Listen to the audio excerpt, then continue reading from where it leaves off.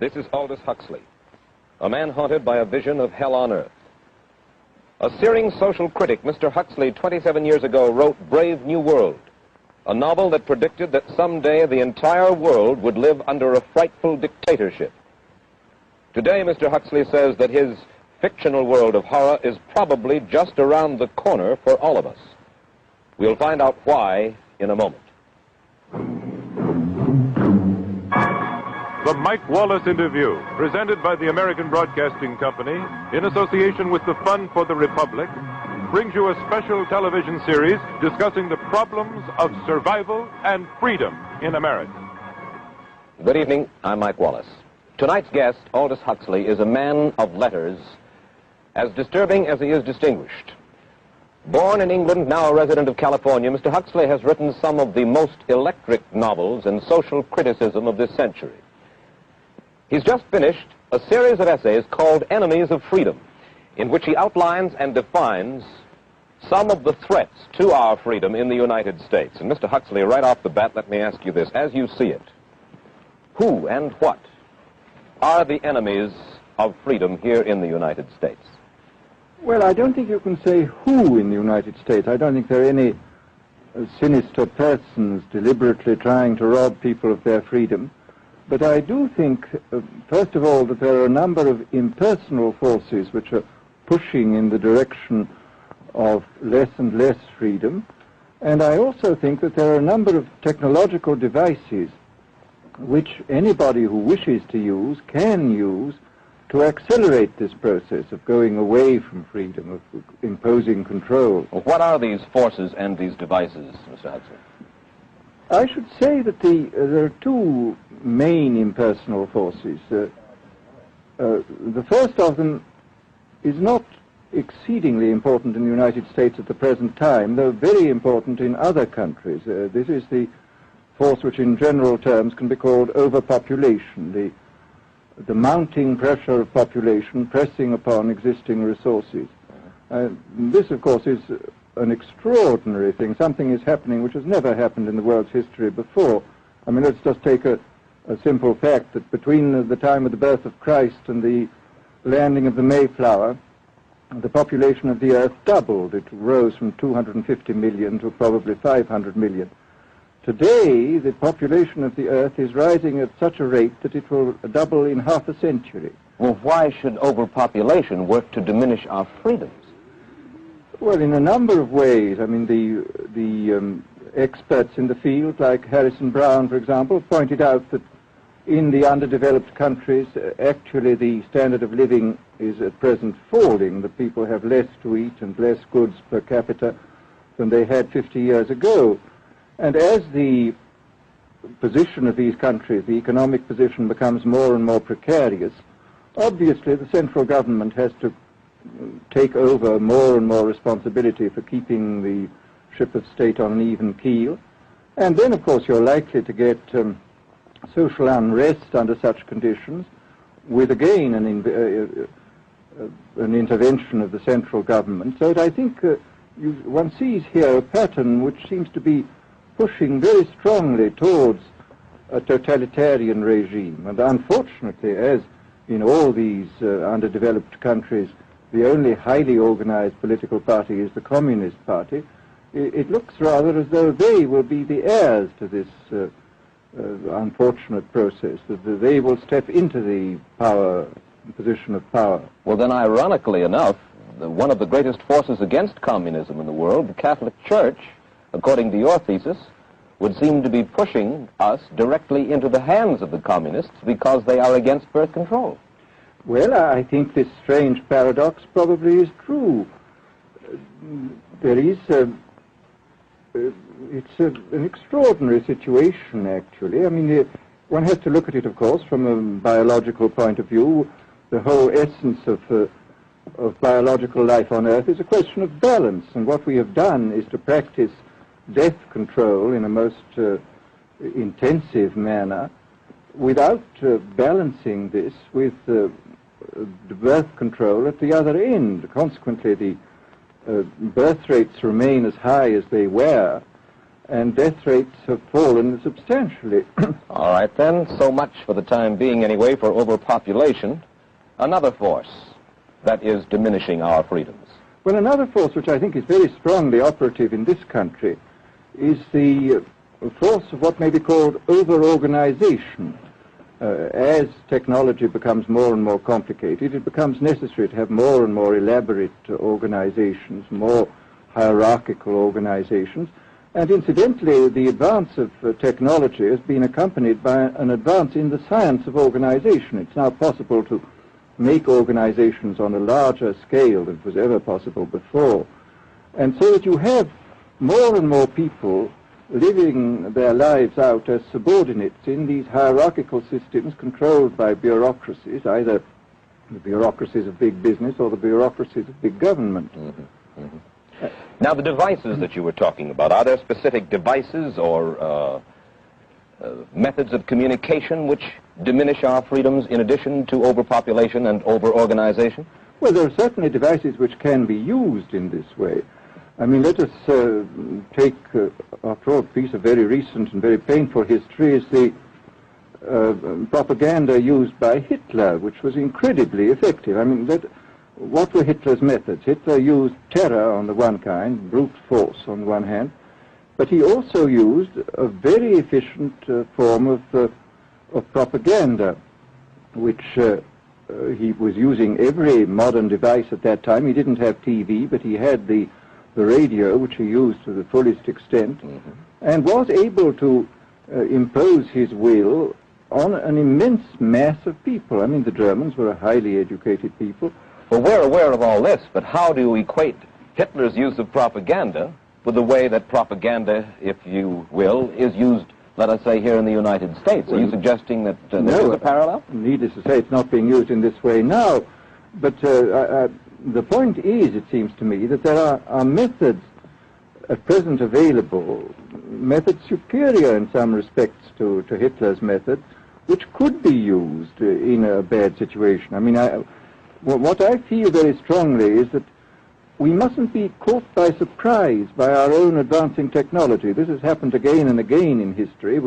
Technology has advanced, and this changes social conditions, and suddenly people have found themselves in a situation which they didn't foresee and doing all sorts of things they didn't really want to do. Well, now, what do you mean? Do you mean that we develop our television, but we don't know how to use it correctly? Is that the point that you're making? Well, at present, the television, I think, is being used quite harmlessly. It's being used, I think, I would feel it's being used too much to distract everybody all the time. But, I mean, imagine, which must be the situation in all communist countries, where the television, where it exists, is always saying the same thing the whole time. It's always driving along. It's not creating a wide front of distraction. It's creating a one-pointed drumming in of a single idea all the time. It's obviously an immensely powerful instrument. Mm-hmm. So you're talking about the potential misuse of the instrument. Exactly. We have, after all technology is in itself morally neutral. These are just powers which can either be used well or ill. It's the same thing with atomic energy. We can either use it to blow ourselves up, or we can use it as a substitute for the coal and the oil which are running out. You've even written about the use of drugs in this light. Well, now, this is a very interesting subject. I mean, in this book that you mentioned, this book of mine, Brave New World, I postulated a substance called soma, which was a very versatile drug. It would make people feel happy in small doses. It would make them see visions in medium doses, and it would send them to sleep in large doses. Well, I don't think such a drug exists now, nor do I think it will ever exist, but we do have drugs which will do some of these things, and I think it's quite on the cards that we may have drugs which will profoundly change our mental states without doing us any harm. I mean, this is the pharmacological revolution which has taken place, that we have now powerful mind-changing drugs which, physiologically speaking, are almost costless. I mean, they are not like opium or like cocaine, which do change the state of mind, but leave terrible results physiologically and morally. Mr. Huxley, in your new essays, you state that these various enemies of freedom, are pushing us toward a real-life, brave new world, and you say that it's awaiting us just around the corner. First of all, can you detail for us what life in this brave new world which you fear so much, or what life might be like? Well, to start with, I think this kind of the dictatorship of the future, I think will be very unlike the dictatorships which we've been familiar with in the immediate past. I mean, take another book prophesying the future, which was a very remarkable book, George Orwell's 1984. Well, this book was written at the height of the Stalinist regime and just after the Hitler regime. And there he foresaw a dictatorship using entirely the methods of terror, the methods of physical violence. Now, I think what is going to happen in the future is the dictators will find, as the old saying goes, that you can do everything with bayonets except sit on them. That if you want to preserve your power indefinitely, you have to get the consent of the ruled.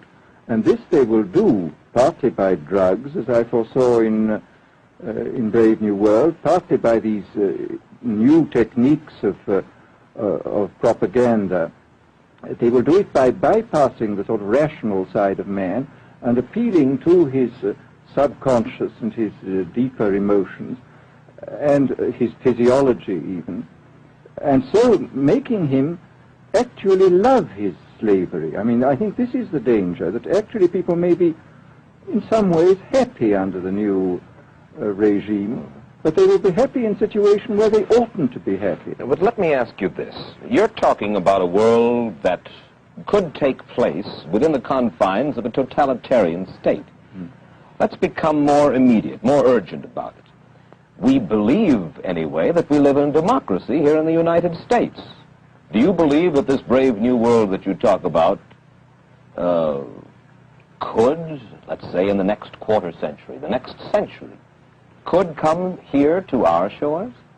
I think it could. I mean, that's why I feel it's so extremely important here and now to start thinking about these problems, not to let ourselves be taken by surprise by the new advances in technology. I mean, for example, in regard to the use of the drugs, we know there's enough evidence now for us to be able, on the basis of this evidence and using a certain amount of creative imagination, to foresee the kind of uses which could be made by people of bad will with these things, and to attempt to forestall this. And in the same way, I think with these other methods of propaganda, we can foresee and we can do a good deal to forestall. I mean, after all, the price of freedom is eternal vigilance.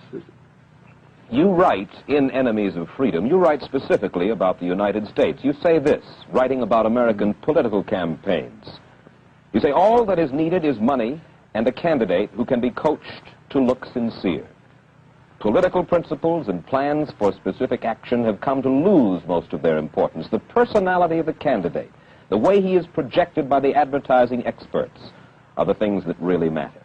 Well, this is, during the last campaign, there was a great deal of this kind of statement by the advertising managers of the campaign parties, this idea that the candidates had to be merchandised as though they were soap or toothpaste, and that you had to depend entirely on the personality. I mean, the personality is important, but there are certainly people with an extremely amiable personality, particularly on TV, who might not necessarily be very good in positions of political trust. Well, do you feel that men like Eisenhower, Stevenson, Nixon, with knowledge of forethought, were trying to pull the wool over the eyes of the American public?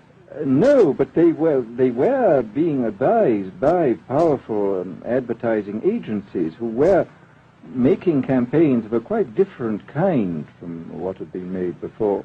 And I think we shall see probably all kinds of new devices coming into the picture. I mean, for example, this thing which got a good deal of publicity last autumn, subliminal projection.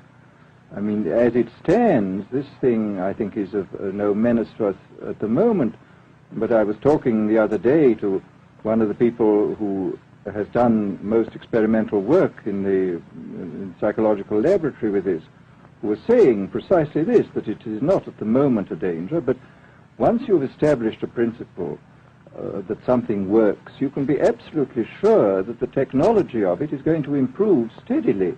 And his view of the subject was that, well, maybe they will use it to some extent in the 1960 campaign, but they will probably use it a good deal and much more effectively in the 1964 campaign, because this is the kind of rate at which technology advances. And we'll be persuaded to vote for a candidate that we do not know that we are being persuaded to vote for. Exactly. I mean, this is the rather alarming feature, that you're being persuaded below the level of choice and reason.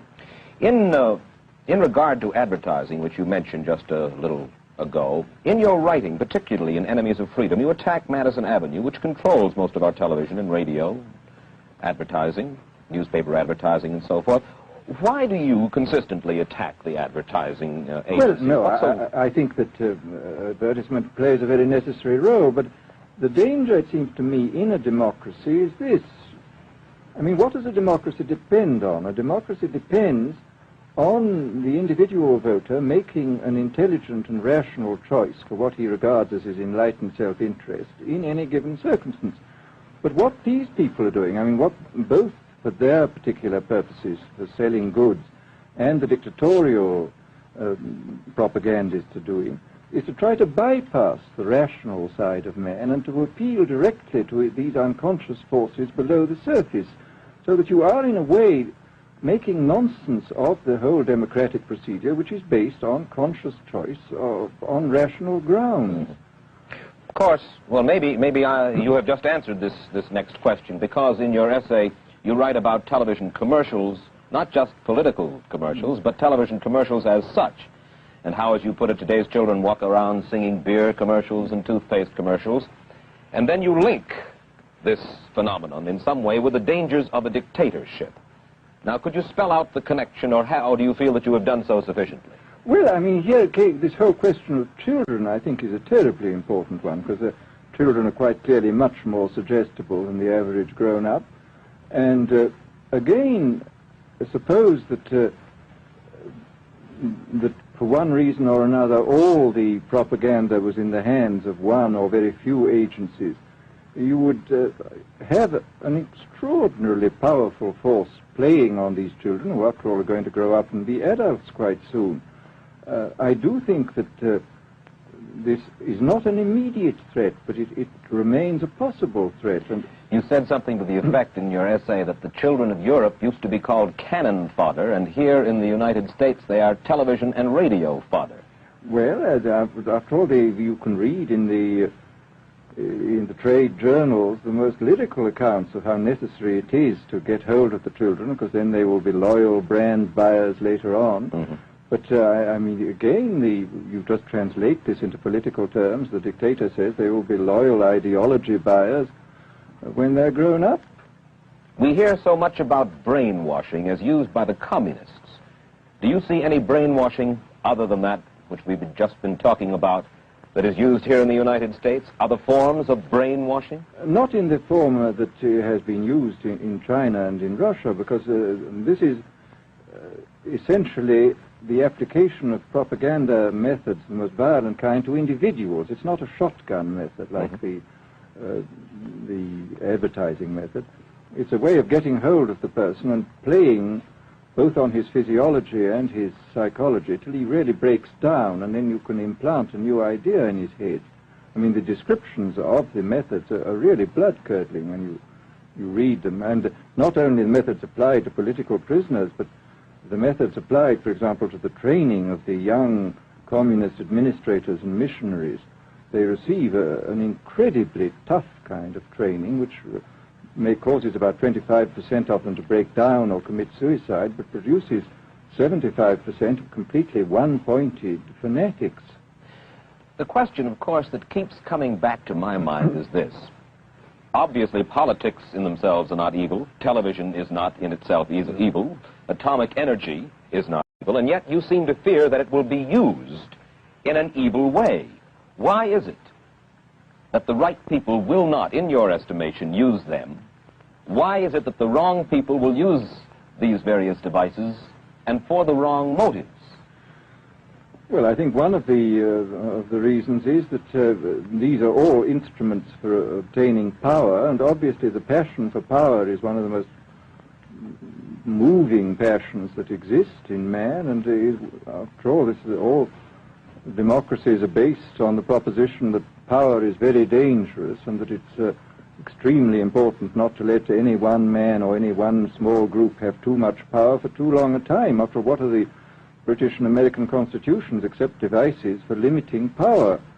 And all these new devices are extremely efficient instruments for the imposition of power by small groups over larger masses. Well, you ask this question yourself in Enemies of Freedom. I'll put your own question back to you. You ask this: in an age of accelerating overpopulation, of accelerating overorganization, and ever more efficient means of mass communication, how can we preserve the integrity and reassert the value of the human individual? You put the question. Now here's your chance to answer it, Mr. Huxley. Well, this is obviously, first of all, it's a question of education. I think it's terribly important to insist on individual values. I mean, there is a tendency, as you probably read a book by White, The Organization Man, a very interesting, valuable book, I think, where he speaks about the new type of group morality, group ethic, which speaks about the group as though the group was somehow more important than the individual. But this seems, as far as I'm concerned, to be in contradiction with what we know about the genetical makeup of human beings, that every human being is unique. And it is, of course, on this genetical basis that the whole idea of the value of freedom is based. And I think it's extremely important for us to stress this in all our educational life. And I would say it's also very important to teach people to be on their guard against the sort of verbal booby traps into which they're always being led, to analyze the kind of things that are said to them. Well, I think there is this whole educational side, and I think there are many more things that one could do to strengthen people and to make them more aware of what was being done. You're a prophet of decentralization. Well, yes, if this is feasible. It's one of the tragedies, it seems to me. I mean, many people have been talking about the importance of decentralization in order to give back to the voter a sense of direct power. I mean, the voter in an enormous electorate feels quite impotent, and his vote seems to count for nothing. This is not true where the electorate is small and where he is dealing with a group which he can manage and understand. And if one can, as Jefferson, after all, suggested, break up the units into smaller and smaller units, and so get a real self-governing democracy. Well, that was all very well in Jefferson's day, but how can we revamp our economic system and decentralize and at the same time meet militarily and economically the tough challenge of a country like Soviet Russia? Well, I think the answer to that is that there are, it seems to me that industrial production is of two kinds. I mean, there are some kinds of industrial production which obviously need the most tremendously high centralization, like the making of automobiles, for example. But there are many other kinds where you could decentralize quite easily and probably quite economically, and that you would then have this kind of decentralized life. After all, you begin to see it now if you travel through the South, this decentralized textile industry which is springing up there. Mr. Huxley, let me ask you this, quite seriously. Is freedom necessary? As far as I'm concerned, it is, yes. Why? Is it necessary for a productive society? Yes, I should say it is. I mean, a genuinely productive society. I mean, I think you could produce plenty of goods without much freedom, but I think the whole sort of creative life of man is ultimately impossible without a considerable measure of individual freedom, that initiative, creation, all these things which we value, and I think value properly, are impossible without a large measure of freedom. Well, Mr. Huxley, take a look again at the country which is in the stance of our opponent anyway it would seem to be there, Soviet Russia. It is strong and getting stronger economically, militarily. At the same time, it's developing its art forms pretty well. It seems not unnecessarily to squelch the creative urge among its people, and yet it is not a free society. It's not a free society, but here is something very interesting, that those members of the society, like the scientists who are doing the creative work, are given far more freedom than anybody else. I mean, it's a privileged aristocratic society in which, provided that they don't poke their noses into political affairs, these people are given a great deal of prestige, a considerable amount of freedom, and a lot of money.